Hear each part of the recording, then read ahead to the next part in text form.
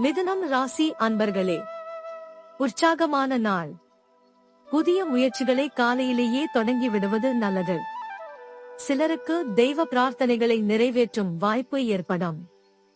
எதிரிகளால் ஏற்பட்ட தொல்லைகள் விலகும். உறவினர்கள் வருகை மகிழ்ச்சி தருவதாக அமையும்.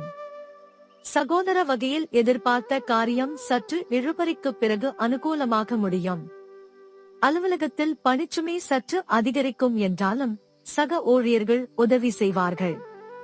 வியாபாரத்தில் சக வியாபாரிகளால் ஏற்பட்ட இடையூறுகள் அகலம். மிருகசீரிடம் நட்சத்திரத்தில் பிறந்தவர்களுக்கு புதிய ஆடை ஆபரணங்களின் சேர்க்கை ஏற்படும்.